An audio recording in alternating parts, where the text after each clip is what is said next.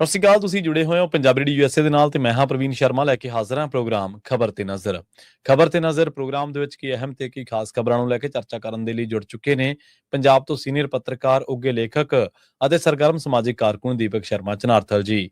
ਸ਼ਰਮਾ ਜੀ, ਸਤਿ ਸ਼੍ਰੀ ਅਕਾਲ। ਸਵਾਗਤ ਹੈ ਜੀ ਪੰਜਾਬੀ ਰੇਡੀਓ USA ਤੇ। ਸਤਿ ਸ਼੍ਰੀ ਅਕਾਲ ਪ੍ਰਵੀਨ ਜੀ, ਸਾਰੇ ਦਰਸ਼ਕਾਂ ਨੂੰ, ਸਰੋਤਿਆਂ ਨੂੰ ਪਿਆਰ ਭਰੀ ਸਤਿ ਸ਼੍ਰੀ ਅਕਾਲ। ਸਤਿ ਸ਼੍ਰੀ ਅਕਾਲ ਜੀ। ਪ੍ਰੋਗਰਾਮ ਦੇ ਵਿੱਚ ਅੱਗੇ ਵਧਣ ਤੋਂ ਪਹਿਲਾਂ ਧੰਨਵਾਦ ਕਰਦੇ ਚੱਲੀਏ ਸਪਾਂਸਰਸ ਦਾ, ਜਿਹੜੇ ਜ਼ਰੀਆ ਬਣਦੇ ਨੇ ਇਹਨਾਂ ਪ੍ਰੋਗਰਾਮਾਂ ਨੂੰ ਤੁਹਾਡੇ ਤੱਕ ਪਹੁੰਚਾਉਣ ਦੇ ਲਈ। ਖਾਲਸਾ ਇੰਸ਼ੋਰੈਂਸ ਏਜੰਸੀ ਵਾਲੇ, ਜਿਨ੍ਹਾਂ ਤੋਂ ਤੁਸੀਂ ਹਰ ਤਰੀਕੇ ਦੀ ਇੰਸ਼ੋਰੈਂਸ ਲੈ ਸਕਦੇ ਹੋ। ਇੰਸ਼ੋਰੈਂਸ ਬਾਰੇ ਪਤਾ ਕਰਨ ਲਈ ਇਹਨਾਂ ਦਾ ਨੰਬਰ ਹੈ 408-272-2500। ਇਹ 1992 ਤੋਂ ਲਗਾਤਾਰ ਇੰਸ਼ੋਰੈਂਸ ਬਿਜ਼ਨਸ ਦੇ ਵਿੱਚ ਸ਼ਾਨਦਾਰ ਸੇਵਾਵਾਂ ਦੇ ਰਹੇ ਨੇ ਤੇ ਅਮਰੀਕਾ ਭਰ ਦੇ ਵਿੱਚ ਇੰਸ਼ੋਰੈਂਸ ਕਰਦੇ ਨੇ। ਓਬਾਮਾ ਕੇਅਰ, ਮੈਡੀਕੇਅਰ ਜਾਂ ਫਿਰ ਕਵਰਡ ਕੈਲੀਫੋਰਨੀਆ ਬਾਬਤ ਪਾਲਿਸੀ ਕਰਵਾਉਣ ਦੇ ਲਈ, ਸਲਾਹ ਲੈਣ ਦੇ ਲਈ ਅੱਜ ਹੀ ਕਾਲ ਕਰੋ 408-272-2500 ਤੇ। ਟਰਕੀਆਨਾ ਇਮੀਗ੍ਰੇਸ਼ਨ ਲਾ ਫਰਮ ਵਾਲੇ, ਜੇ ਟਰਕੀਆਨਾ ਟੌਨੀ ਟਰਕੀਆਨਾ ਦੇ ਨਾਲ ਤੁਸੀਂ US ਇਮੀਗ੍ਰੇਸ਼ਨ ਬਾਬਤ ਕੋਈ ਵੀ ਸਲਾਹ ਕਰਨੀ ਹੈ ਤਾਂ ਇਹਨਾਂ ਦਾ ਨੰਬਰ ਹੈ 415-909-0503। Gurdeep Singh Virdi Globis, Mandeep Singh San Jose, Onkar Singh Fresno, Gurnam Singh Antelope, Jarnail Singh Seattle, Mandeep Dhillon Yuba City ਤੇ ਲਾਲੀ ਸਿੰਘ ਗਰੇਵਾਲ ਫਰੀਮੌਂਟ ਤੋਂ। ਇਹਨਾਂ ਸਾਰੇ ਹੀ ਸਪਾਂਸਰਸ ਦਾ ਬਹੁਤ ਬਹੁਤ ਧੰਨਵਾਦ। ਤੇ ਜੇਕਰ ਤੁਸੀਂ ਵੀ ਪੰਜਾਬੀ USA ਦੇ ਇਹਨਾਂ ਪ੍ਰੋਗਰਾਮਾਂ ਨੂੰ ਸਪਾਂਸਰ ਕਰਨਾ ਚਾਹੁੰਦੇ ਹੋ ਤਾਂ ਸਟੂਡੀਓ ਦਾ ਨੰਬਰ ਹੈ 408-272-5200। ਅੱਜ ਦਾ ਇਹ ਖਬਰ ਤੇ ਨਜ਼ਰ ਪ੍ਰੋਗਰਾਮ ਸਾਲ 2026 ਦੀ 23 ਫਰਵਰੀ ਦਾ ਪ੍ਰੋਗਰਾਮ ਹੈ ਤੇ ਦਿਨ ਅੱਜ ਸੋਮਵਾਰ ਹੈ। ਖਬਰਾਂ ਦੇ ਵੱਲ ਆਈਏ, ਸ਼ੁਰੂਆਤ ਕਰੀਏ ਸ਼ਰਮਾ ਜੀ ਆਪਾਂ ਸਰਕਾਰ ਤੋਂ। ਚੁਣਾਵੀ ਬਜਟ ਦੇ ਵਿੱਚ ਸਰਕਾਰ ਨੇ ਕਹਿੰਦੇ ਬੀਬੀਆਂ ਨੂੰ 1000 ਰੁਪਈਆ ਤੇ ਪਰਿਵਾਰਾਂ ਨੂੰ ਲੂਣ ਤੇਲ ਦੇਣ ਦਾ ਐਲਾਨ ਕਰ ਦਿੱਤਾ ਜੀ। ਬਿਲਕੁਲ ਜੀ, ਇਹ ਮੰਨਿਆ ਜਾ ਰਿਹਾ ਕਿ ਸਾਰਾ ਕੁਝ ਇਸ ਤਰੀਕੇ ਨਾਲ ਅੱਗੇ ਵਧਣਾ ਹੈ, ਕਿਉਂਕਿ ਕੱਲ ਕੈਬਨਿਟ ਦੀ ਬੈਠਕ ਸੀ ਜੀ ਤੇ ਕੈਬਨਿਟ ਦੀ ਬੈਠਕ ਤੋਂ ਬਾਅਦ ਦੋ ਪ੍ਰੈਸ ਕਾਨਫਰੰਸਾਂ ਹੋਈਆਂ ਜੀ। ਇੱਕ ਪ੍ਰੈਸ ਕਾਨਫਰੰਸ ਮੁੱਖ ਮੰਤਰੀ ਭਗਵੰਤ ਮਾਨ ਹੋਰਾਂ ਨੇ ਕੀਤੀ, ਦੂਜੀ ਪ੍ਰੈਸ ਕਾਨਫਰੰਸ ਹਰਪਾਲ ਚੀਮਾ ਨੇ ਕੀਤੀ ਜੀ। ਮਤਲਬ ਇੱਕ ਕੈਬਨਿਟ ਦੀ ਬੈਠਕ ਦੀ ਇੱਕ ਪ੍ਰੈਸ ਕਾਨਫਰੰਸ ਹੋ ਸਕਦੀ ਸੀ, ਇਕੱਠੇ ਵੀ ਬੈਠ ਸਕਦੇ ਸੀ। ਪਰ ਇੱਕ ਤਾਂ ਇਹ ਹੈ ਕਿ ਆਪਸ ਦੇ ਵਿੱਚ ਮਾੜੀ ਮੋਟੀ ਖਿੱਚੋਤਾਣ ਹੈ ਕਿ ਮੈਂ ਵੀ ਆਵਾਂ। ਬਿਲਕੁਲ। ਦੂਜਾ ਇਹ ਹੈ ਕਿ ਖਬਰਾਂ ਦੋ ਲੱਗਣਗੀਆਂ ਫਿਰ ਅੱਡੋ ਅੱਡ, ਹੈ ਨਾ, ਤੇ ਇਹ ਇਸ ਲਈ ਪ੍ਰਚਾਰਿਆ ਡਰ ਜਾਵੇ। ਜਾਂ ਇਹ ਵੀ ਹੁੰਦਾ ਕਿ ਜਿਹੜੀ ਵੱਡੀ ਖਬਰ ਹੈ, ਜਿਵੇਂ ਅੱਜ ਕੱਲ ਆਦਤ ਬਣ ਗਈ ਬ੍ਰੇਕਿੰਗ ਬਣਾ ਦੇਵਾਂ, ਤੁਹਾਨੂੰ ਬ੍ਰੇਕਿੰਗ ਖਬਰ ਦੇ ਦੇਵਾਂ, ਜਿਹੜਾ ਆਹ ਟ੍ਰੈਂਡ ਹੈ ਨਾ, ਉਹ ਟ੍ਰੈਂਡ ਵੀ ਫਿਰ ਤੁਹਾਨੂੰ ਮੂਹਰੇ ਰੱਖਣ ਲਈ ਮਜਬੂਰ ਕਰਦਾ ਕਿ ਮੈਂ ਵੀ ਫਰੇਮ ਚ ਰਵਾਂ ਜੀ। ਸਹੀ। ਸੋ ਭਗਵੰਤ ਮਾਨ ਹੋਰਾਂ ਨੇ ਪ੍ਰੈਸ ਕਾਨਫਰੰਸ ਕਰਕੇ ਦਮ ਭਰਿਆ ਜੀ ਕਿ ਵੀ ਅਸੀਂ ਪੰਜਾਬ ਦੇ ਵਿੱਚ ਇੱਕ ਮੇਰੀ ਰਸੋਈ, ਉਹ ਮਤਲਬ ਜਿਵੇਂ ਕਿਸੇ ਸਮੇਂ ਪੱਛਮੀ ਬੰਗਾਲ ਦੇ ਮਾਮਲੇ ਨਾਲ ਸੰਬੰਧਿਤ ਹੈ ਨਾ, ਜਾਂ ਜੈ ਲਲਿਤਾ ਦੇ ਮਾਮਲੇ ਚ ਸੰਬੰਧਿਤ, ਜਾਂ ਹੋਰ ਸੂਬਿਆਂ ਚ ਕਈ ਚਾਹੀਦੀਆਂ ਯੋਜਨਾਵਾਂ ਏਦਾਂ ਚੱਲਦੀਆਂ ਨੇ ਜਿਹੜੀਆਂ, ਇਹ ਉਹਨਾਂ ਦੀ ਕਿਤੋਂ ਨਾ ਕਿਤੋਂ ਨਕਲ ਵੀ ਦਿਖਦੀ ਹੈ। ਕਿਉਂਕਿ ਪੰਜਾਬ ਦੇ ਵਿੱਚ ਜਿਸ ਤਰ੍ਹਾਂ ਦਾ ਰਹਿਣ ਸਹਿਣ ਖਾਣ ਪੀਣ ਹੈ, ਉਹਦੇ ਵਿੱਚੋਂ ਇਹ ਪ੍ਰਕਿਰਿਆ ਸਿੱਧੀ ਵੋਟ ਹਥਿਆਉਣ ਦੀ ਪ੍ਰਕਿਰਿਆ ਦਿਖਦੀ ਹੈ। ਕਿਸੇ ਸਮੇਂ ਭਗਵੰਤ ਮਾਨ ਹੋਰੀ ਨੀਲੇ ਕਾਰਡ ਧਾਰਕਾਂ ਦੇ ਨਾਂ ਦੇ ਉੱਤੇ ਹੁੰਦੀ ਸਿਆਸਤ ਤੇ ਬਹੁਤ ਰੌਲਾ ਪਾਉਂਦੇ ਸੀ। ਹੁਣ ਜਿਹੜੀ ਆਟਾ ਦਾਲ ਦੇ ਨਾਲ ਲੂਣ ਤੇਲ ਦੇਣਾ ਹੈ, ਉਹ ਸਾਰੀ ਯੋਜਨਾ ਨੀਲਾ ਕਾਰਡ ਧਾਰਕਾਂ ਤੇ ਹੀ ਖੜੀ ਹੈ ਜੀ। ਸਹੀ ਹੈ। ਇਹਦਾ ਮਤਲਬ ਇਹ ਨਹੀਂਗਾ ਕਿ ਲੋੜਵੰਦਾਂ ਦੀ ਮਦਦ ਨਹੀਂ ਕਰਨੀ ਚਾਹੀਦੀ। ਜਿਹੜੇ ਲੋੜਵੰਦ ਪਰਿਵਾਰ ਨੇ ਉਹਨਾਂ ਦੀ ਤੁਸੀਂ ਜੇ ਅੱਜ ਮਦਦ ਆਟਾ ਦਾਲ ਤੇਲ ਨਾਲ ਕਰ ਰਹੇ ਹੋ, ਧੰਨਵਾਦ, ਪਰ ਤੁਸੀਂ 4 ਸਾਲਾਂ ਚ ਉਹਨਾਂ ਨੂੰ ਆਟਾ ਦਾਲ ਖਰੀਦਣ ਜੋਗੇ ਬਣਾਉਣ ਲਈ ਕੀ ਕੀਤਾ, ਇਹ ਦੱਸੋ। ਤੁਸੀਂ ਕੋਈ ਅਜਿਹਾ ਉਪਰਾਲਾ ਕੀਤਾ ਕਿ ਪੰਜਾਬ ਦੇ ਉਹ ਲੋਕ ਜਿਹੜੇ ਗਰੀਬੀ ਰੇਖਾ ਤੋਂ ਹੇਠਾਂ ਨੇ ਉੱਪਰ ਉੱਠੇ ਹੋਣ ਜੀ। ਸਹੀ ਹੈ।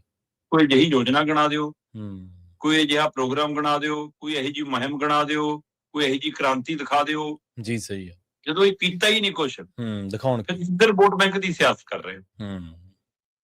ਪ੍ਰਵੀਨ ਜੀ, ਇੱਕ ਪਾਸੇ ਤਾਂ ਕਹਿੰਦੇ ਹੋ ਪੰਜਾਬ ਰੰਗਲਾ ਬਣ ਗਿਆ ਜੀ, ਦੂਏ ਪਾਸੇ ਤੁਸੀਂ ਕਹਿੰਦੇ ਹੋ ਅਸੀਂ 40 ਲੱਖ ਪਰਿਵਾਰਾਂ ਨੂੰ ਜੀ ਆਟਾ ਵੀ ਦੇਵਾਂਗੇ, ਉਹ ਕਣਕ ਦੇ ਰੂਪ ਚ ਕਣਕ ਦੇਵਾਂਗੇ, ਨਾਲ 2 ਕਿਲੋ ਛੋਲਿਆਂ ਦੀ ਦਾਲ ਦੇਵਾਂਗੇ, ਨਾਲ 1 ਲੀਟਰ ਸਰੋਂ ਦਾ ਤੇਲ ਦੇਵਾਂਗੇ, ਨਾਲ 2 ਕਿਲੋ ਚੀਨੀ ਦੇਵਾਂਗੇ, ਨਾਲ ਅਸੀਂ ਜੀ 1 ਕਿਲੋ ਲੂਣ ਦੀ ਥੈਲੀ ਦੇਵਾਂਗੇ ਜੀ ਬਿਲਕੁਲ, ਤੇ 200 ਗ੍ਰਾਮ ਹਲਦੀ ਦਾ 1 ਪੈਕਟ ਵੀ ਦੇਵਾਂਗੇ।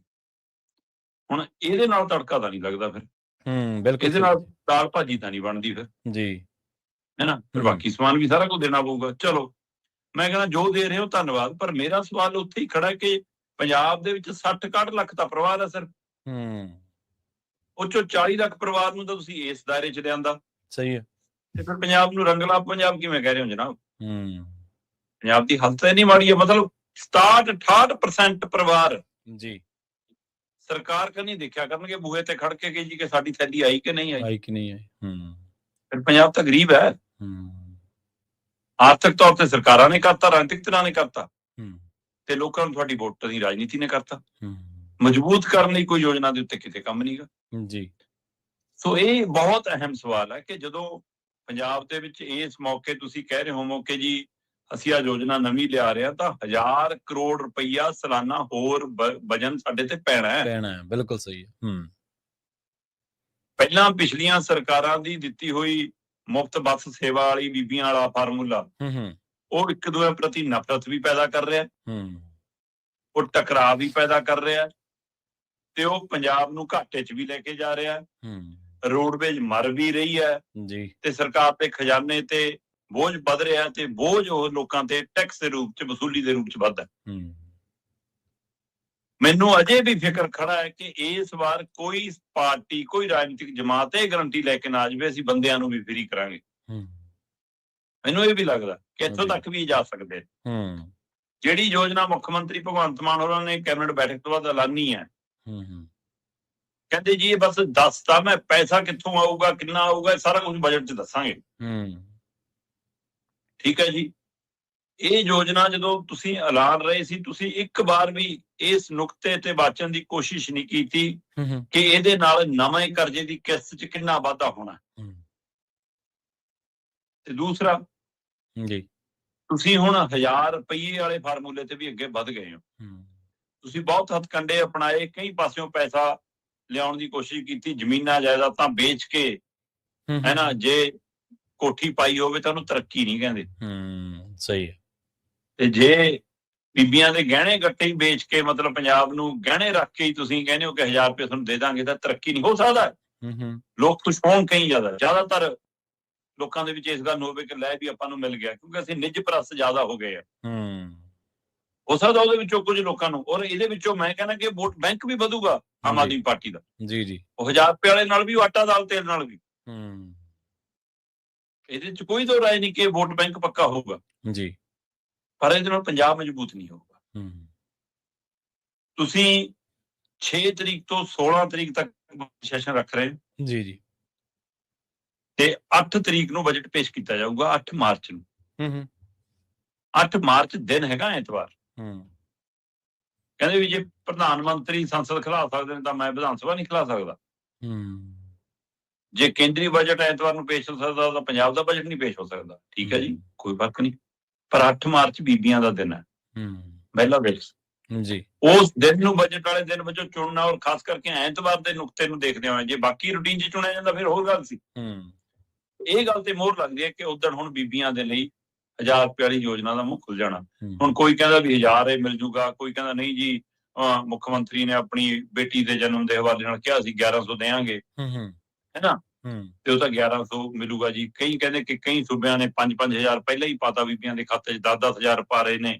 ਇਸ ਲਈ ਇਹ 6300 ਪਾਉਣਗੇ ਕਿ 2100 ਦੀ ਯੋਜਨਾ, ਕਿਉਂਕਿ ਜਿਹੜਾ ਇਹਨਾਂ ਨੇ ਆ ਲੂਣ ਤੇਲ ਵਾਲੀ ਯੋਜਨਾ ਸ਼ੁਰੂ ਕੀਤੀ ਹੈ, 3 ਮਹੀਨਿਆਂ ਬਾਅਦ ਕਿੱਟ ਮਿਲਣੀ ਆ। ਮਤਲਬ ਅਪ੍ਰੈਲ, ਮਈ, ਜੂਨ ਦੀ ਇਕੱਠੀ, ਫਿਰ ਜੁਲਾਈ, ਅਗਸਤ, ਸਤੰਬਰ ਦੀ ਇਕੱਠੀ, ਫਿਰ ਅਕਤੂਬਰ, ਨਵੰਬਰ, ਦਸੰਬਰ ਦੀ ਇਕੱਠੀ, ਫਿਰ ਜਨਵਰੀ, ਫਰਵਰੀ, ਮਾਰਚ ਦੀ ਇਕੱਠੀ, ਫਿਰ ਅਪ੍ਰੈਲ। ਏਦਾਂ 3-3 ਮਹੀਨੇ ਬਾਅਦ 4 ਕਿੱਟਾਂ ਸਾਲ 'ਚ ਮਿਲਣੀਆਂ ਜੀ। ਹੁਣ ਉਸੇ ਤਰ੍ਹਾਂ ਮੰਨਿਆ ਜਾ ਰਿਹਾ ਕਿ ਹੋ ਸਕਦਾ ਉਸੇ ਤਰ੍ਹਾਂ 2100 ਦੀ ਯੋਜਨਾ ਲਿਆਉਣ, ਤੇ ਫਿਰ 6300 ਰੁਪਇਆ ਇਕੱਠਾ 3 ਮਹੀਨਿਆਂ ਦਾ ਹੁਣੇ ਪਾ ਦੇਣ, ਤੇ ਅਗਲੀ ਵਾਰ ਪਾ ਦੇਣ, ਤਾਂ ਕਿ 2-3 ਵਾਰ ਪਾ ਕੇ ਵੋਟਾਂ ਪੱਕੀਆਂ ਹੋ ਜਾਣ ਜੀ। ਸਹੀ ਹੈ। ਸੋ ਹੁਣ ਦੇਖਦੇ ਆ ਜੀ 2100 ਆਉਂਦਾ, 1100 ਆਉਂਦਾ ਕਿ 1000 ਹੀ ਰਹਿ ਜਾਂਦਾ। ਇਕੱਠਾ ਪਾਉਂਦੇ ਆ, ਅੱਜ ਤੋਂ ਹੀ ਪਾਉਂਦੇ ਆ ਕਿ ਪਿਛਲੇ, ਕਿਉਂਕਿ ਵਿਰੋਧੀ ਰੌਲਾ ਵੀ ਪਾਉਣਗੇ ਕਿ 4 ਸਾਲਾਂ ਦਾ ਜਿਹੜਾ ਪਿਛਲਾ ਪੈਂਡਿੰਗ ਆ ਉਹ ਵੀ ਪਾਓ। ਪਰ ਜੋ ਵੀ ਹੋਵੇ, ਐਤਵਾਰ ਵਾਲਾ ਦਿਨ, ਬੀਬੀਆਂ ਵਾਲਾ ਦਿਨ, ਇਸ ਕਮਰੀ ਬਜਟ ਲਈ ਚੁਣਨਾ ਤਾਂ ਇਹ ਤੈਅ ਹੈ ਜੀ ਕਿ ਬੀਬੀਆਂ ਦੇ ਲਈ 1000 ਰੁਪਏ ਵਾਲੀ ਗੇਮ ਘੁੰਮਣ ਵਾਲੀ ਹੈ। ਐਕਸਾਈਜ਼ ਪਾਲਿਸੀ ਕਹਿੰਦੇ ਜੀ ਅਸੀਂ ਨਵੀਂ ਲਾਗੂ ਕਰਤੀ ਜੀ, ਲਓ ਜੀ ਸ਼ਰਾਬ ਮਹਿੰਗੀ ਨਹੀਂ ਹੋਊਗੀ। ਲਗਭਗ ਪੰਜਾਬ ਤਾਂ ਪਹਿਲਾਂ ਹੀ ਇਹਦੇ ਨਾਲ ਖਜ਼ਾਨਾ ਭਰਨਾ ਸੀ, ਰੇਤ ਤੇ ਸ਼ਰਾਬ ਨਾਲ ਤਾਂ। ਤੇ ਕਰਜ਼ਾ ਕਿਉਂ ਵਧੀ ਗਿਆ? ਕਹਿੰਦੇ ਜੀ ਨਹੀਂ ਜੀ ਦੁੱਗਣੀ ਹੋ ਗਈ ਜੀ ਕਮਾਈ ਸਾਡੀ ਐਕਸਾਈਜ਼ ਚੋਂ। ਬਈ ਜੇ ਦੁੱਗਣੀ ਹੋ ਗਈ ਫਿਰ ਤਾਂ ਕਰਜ਼ਾ ਅੱਧਾ ਰਹਿ ਜਾਣਾ ਚਾਹੀਦਾ ਸੀ। ਕਰਜ਼ਾ ਕਿਉਂ ਵਧ ਰਿਹਾ? 4.25 ਲੱਖ ਕਰੋੜ ਨੂੰ ਕਰਜ਼ਾ ਜਾ ਟੁਕਿਆ, ਤੇ ਆਹ 2 ਯੋਜਨਾਵਾਂ ਲਾਗੂ ਹੋਣ ਨਾਲ ਦੀਵਾਲੀਏ ਦੇ ਰਾਹ ਤੇ ਹੋਵਾਂਗੇ ਅਸੀਂ। ਬਿਲਕੁਲ। ਤੇ ਪਰ ਅਫਸੋਸ ਤਾਂ ਇਹ ਹੈ ਕਿ ਇਹ ਦੂਜੀਆਂ ਤਰ੍ਹਾਂ ਵੀ ਕੋਈ ਇਸ ਨੁਕਤੇ ਤੇ ਉਂਗਲ ਧਰਨ ਲਈ ਤਿਆਰ ਨਹੀਂ ਆ। ਸੋ ਦੇਖਦੇ ਹਾਂ ਜੀ ਇਹ ਸਿਆਸਤ ਕਿੱਥੇ ਜਾ ਕੇ ਰੁਕਦੀ ਹੈ, ਕਿੱਥੇ ਜਾ ਕੇ ਮੁੜਦੀ ਹੈ। ਪਰ ਇਹ ਚੁਣਾਵੀ ਬਜਟ ਰਹਿਣ ਵਾਲਾ, ਮਿਸ਼ਨ 227 ਸ਼ੁਰੂ ਹੈ, ਇਹੀ ਨਹੀਂ ਸਾਰੇ ਦਲਾਂ 'ਚ ਸ਼ੁਰੂ ਹੈ। ਹਾਂਜੀ ਬਿਲਕੁਲ। ਦੇਖੋ ਜਿਵੇਂ ਤੁਸੀਂ ਖਜ਼ਾਨੇ ਦਾ ਜ਼ਿਕਰ ਕਰ ਹੀ ਦਿੱਤਾ ਸ਼ਰਮਾ ਜੀ, ਖਜ਼ਾਨੇ ਦਾ ਥੋੜ੍ਹਾ ਫਿਕਰ ਹੈ ਕਰਜ਼ਾ ਕਿੰਨਾ ਹੋ ਗਿਆ। ਸਾਡੇ ਤਾਂ 2.5 ਲੱਖ ਤੋਂ ਚੱਲੇ ਆ ਜਦੋਂ ਤੋਂ ਇਹ ਸਿਆਸਤ ਕਰਨ ਲੱਗਿਆ, 1.25 ਲੱਖ ਤੋਂ ਹੁਣ 4 ਲੱਖ 4.25 ਲੱਖ। ਇੱਕ ਦਿਨ ਆਪਾਂ ਗੱਲ ਕੀਤੀ ਹੋਈ ਸੀ ਕਿ ਇਹਨਾਂ ਦੇ ਰਾਜ ਦੇ ਵਿੱਚ ਇੰਨਾ ਉੱਪੜਿਆ ਨਾ ਹੋਰ ਉੱਪੜ ਜੀ। ਇਹਨਾਂ ਨੂੰ ਕੀ ਹੈ, ਇਹਨਾਂ ਨੂੰ ਤਾਂ ਵੋਟ ਬੈਂਕ ਚਾਹੀਦਾ। ਵੋਟ ਬੈਂਕ ਦੀ ਗੱਲ ਹੀ ਕਰ ਲਈਏ ਅਗਲੀ ਸ਼ਰਮਾ ਜੀ, ਕਾਫੀ ਰੌਚਕ ਚੀਜ਼ ਹੈ ਕਿ ਪ੍ਰਵਾਸੀ ਮਜ਼ਦੂਰਾਂ ਦੀਆਂ ਥੋਕ ਦੇ ਵਿੱਚ ਵੋਟਾਂ ਪੱਕੀਆਂ ਕਰ ਰਹੀ ਹੈ ਭਾਜਪਾ। ਪ੍ਰਵੀਨ ਜੀ, ਇਸ ਮੌਕੇ ਪੰਜਾਬ ਦੇ ਵਿੱਚ ਜਿੰਨੀ ਬਰੀਕੀ ਨਾਲ, ਜਿੰਨੇ ਮਹੀਨ ਤਰੀਕੇ ਨਾਲ, ਜਿੰਨੇ ਸੂਖਮ ਤਰੀਕੇ ਨਾਲ ਭਾਜਪਾ ਦਾਖਲ ਹੋ ਰਹੀ ਹੈ ਨਾ, ਕਿਸੇ ਨੂੰ ਸੂਹ ਨਹੀਂ ਲੱਗਣ ਦੇ ਰਹੇ ਹੋ। ਪੰਜਾਬ 'ਚ RSS ਦੀਆਂ ਟੀਮਾਂ ਆਪਣੇ ਤਰੀਕੇਕਾਰ ਨਾਲ ਪਿੰਡਾਂ 'ਚ, ਕਸਬਿਆਂ 'ਚ, ਗਲੀਆਂ 'ਚ, ਮੁਹੱਲਿਆਂ 'ਚ, ਲੋਕਾਂ ਦੇ ਵਿਹੜਿਆਂ 'ਚ 1 to 1 ਪਹੁੰਚ ਅਪਰੋਚ ਕਰਕੇ ਬੜੀ ਬਰੀਕੀ ਨਾਲ ਪਹੁੰਚ ਕਰ ਰਹੇ ਨੇ ਜੀ। ਦੂਸਰੇ ਪਾਸੇ ਭਾਜਪਾ ਦੀਆਂ ਟੀਮਾਂ ਉਹਦੇ ਵਿੱਚ ਲੀਡਰਾਂ ਦਾ ਵਾਧਾ, ਮੀਟਿੰਗਾਂ ਦਾ ਦੌਰ, ਕੇਂਦਰੀ ਯੋਜਨਾਵਾਂ ਦਾ ਹਵਾਲਾ, ਲੋਕਾਂ ਨੂੰ ਆਹ ਦੇ ਦੇਣਗੇ, ਆਹ ਮਿਲ ਜਾਏਗਾ। ਉਹ ਨਾਇਬ ਸਿੰਘ ਸੈਣੀ ਲੀਡਰ ਉਹਨਾਂ ਦਾ ਕਹਿਣ ਨੂੰ ਹਰਿਆਣਾ ਦਾ ਮੁੱਖ ਮੰਤਰੀ, ਸਾਰਾ ਕੁਝ ਪੰਜਾਬ 'ਚ ਝੋਕਿਆ ਹੋਇਆ ਹੈ।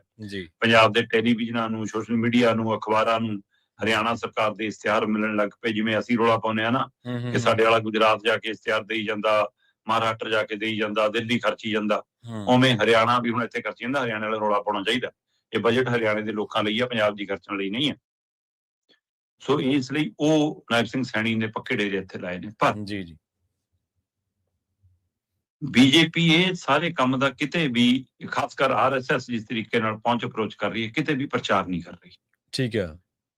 ਸਾਡੇ ਵਾਲੇ ਲੀਡਰ, ਚਾਹੇ ਉਹ ਸਮਾਜ ਸੇਵੀ ਲੀਡਰ ਨੇ, ਚਾਹੇ ਉਹ ਪੋਲੀਟੀਕਲ ਲੀਡਰ ਨੇ, ਚਾਹੇ ਛੋਟੀ ਪਾਰਟੀ ਆ, ਬੜੀ ਪਾਰਟੀ ਹੈ, 10 ਬੰਦਿਆਂ ਦੇ ਇਕੱਠ ਨੂੰ 100 ਦਾ ਇਕੱਠ ਦਿਖਾਉਂਦੇ ਨੇ, 100 ਬੰਦਿਆਂ ਦੇ ਇਕੱਠ ਨੂੰ 1000 ਦਾ ਇਕੱਠ ਦਿਖਾਉਂਦੇ ਨੇ। ਅਖਬਾਰਾਂ, ਰੀਲਾਂ, ਟੈਲੀਵਿਜ਼ਨ ਭਰੇ ਪਏ ਨੇ ਜੀ, ਖਬਰਾਂ ਲਵਾਉਂਦੇ ਨੇ, ਆਪ ਆਪਣੇ ਪੇਜਾਂ ਤੇ ਪਾਉਂਦੇ ਨੇ।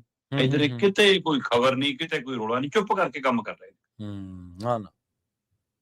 ਇੱਕ ਪਾਸੇ ਤਾਂ ਗਰੰਟਡ ਮੰਨ ਕੇ ਚੱਲਦੀ ਆ ਭਾਜਪਾ ਕਿ ਪੰਜਾਬ ਦਾ ਹਿੰਦੂ, ਪੰਜਾਬ ਦਾ ਸ਼ਹਿਰੀ ਤਾਂ ਸਾਡੇ ਕੋਲੇ ਆ। ਠੀਕ ਹੈ। ਉਹ ਤਾਂ ਉਹ ਗਰੰਟਡ ਲੈ ਕੇ ਚੱਲ ਰਹੇ ਨੇ। ਲੀਡਰ ਅਸੀਂ ਸਿੱਖ ਰਲਾ ਆ ਰਹੇ ਹਾਂ, ਵੋਟ ਸਾਡੀ ਪੱਕੀ ਪੰਜਾਬ ਦੇ ਹਿੰਦੂਆਂ ਦੀ ਆ। ਮਤਲਬ ਗਾਲਾਂ ਖਾਣ ਨੂੰ ਇਹਨਾਂ ਨੂੰ ਕਰ ਲਿਓ ਮੂਹਰੇ, ਚਿਹਰੇ ਦਿਖਾਉਣ ਨੂੰ ਉਹਨਾਂ ਨੂੰ ਕਰ ਲਿਓ ਮੂਹਰੇ। ਬੜੀ ਗਹਿਰੀ ਸਟ੍ਰੈਟਜੀ ਨੇ ਨਾਲ। ਬਿਲਕੁਲ। ਦੂਜਾ ਮਤਲਬ ਕਿ ਉਹਨਾਂ ਦੀ ਹੁਣ ਨਜ਼ਰ ਪੰਜਾਬ ਦੇ ਦਲਿਤ ਭਾਈਚਾਰੇ ਤੇ ਆ। ਉਹਨਾਂ ਨੂੰ ਲੱਗਦਾ ਕਿ ਵਾਲਮੀਕੀ ਭਾਈਚਾਰਾ ਇਹ ਤਾਂ ਬਾਇਆ ਹਿੰਦੂ ਸਾਡੇ ਕਲਾਵੇ 'ਚ ਆਈ ਜਾਣਾ।